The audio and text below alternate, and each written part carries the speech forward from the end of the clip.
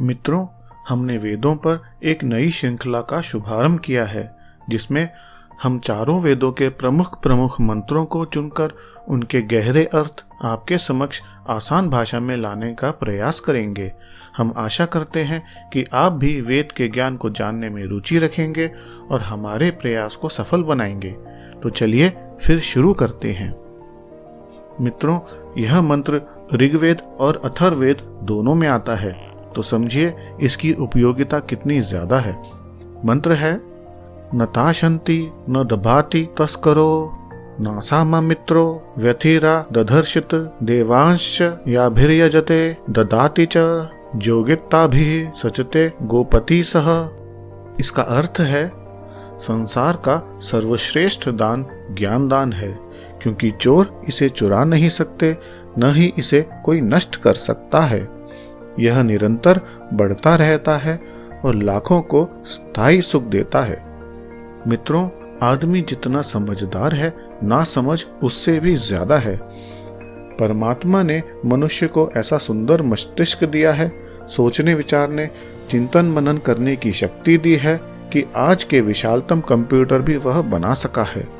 अनेकानेक आविष्कारों के द्वारा सुख सुविधाओं का अंबार लगा दिया है और कहीं रुकने का नाम भी नहीं लेता, परंतु ज्ञान का सदुपयोग कर सकने की विवेक बुद्धि बिरलों में ही होती है। अधिकतर व्यक्ति तो चिंतन और चरित्र की भ्रष्टता से, आलस्य और प्रमाद से, कुविचारों के दुराग्रह से बुरी तरह ग्रसित हैं। विद्वानों का यह कर्तव्य है कि अज्ञान के अंधेरे में भटकते हुए समाज को ज्ञान के प्रकाश से सच्चा मार्ग दिखाएं। किसी को रुपए पैसे, कपड़े लत्ते, खाने पाने की सहायता कर देना तो ठीक है, पर इसका प्रभाव क्षणिक होता है। ज्ञान का दान सर्वश्रेष्ठ दान है। इससे मनुष्य को सच्चा मार्ग मिलता है तथा पुरुषार्थ से आत्मोन्नति करने की प्रेरणा मिलती है।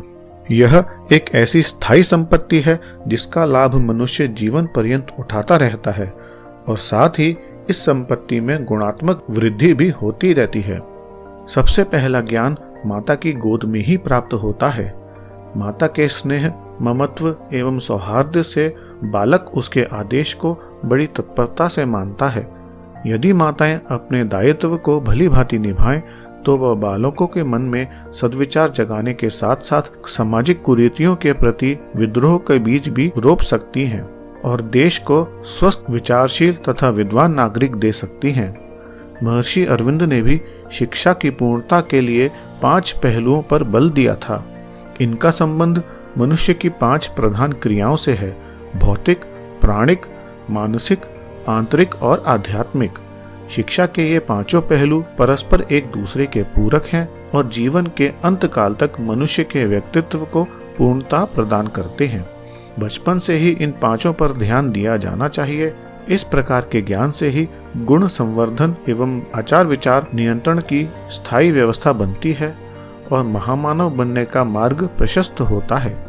ज्ञान से ही आदमी की समझदारी बढ़ती है। जब समझदारी बढ़ेगी तो उसके अंदर ईमानदारी बढ़ेगी। जब ईमानदारी बढ़ेगी तो आदमी में जिम्मेदारी आएगी और जब जिम्मेदारी आएगी तो बहादुरी भी आएगी। चारों चीजें एक साथ जुड़ी हुई हैं। तब आदमी में वह शक्ति उत्पन्न होगी कि वह अनीति से लोहा ले सके, दुष्प्रवृत्तियों, कुरीतियों, कुसंस्कारों और कुविचारों को समूल नष्ट करने के लिए जी जान से जुटने को तैयार हो सके तथा एक स्वस्थ समुन्नत समाज के निर्माण में अग्रणी भूमिका निभा सके। जो दूसरों को विद्वान, सुशील और सदाचारी बनाने के लिए ज्ञान दान करता है, वही सच्चा विद्वान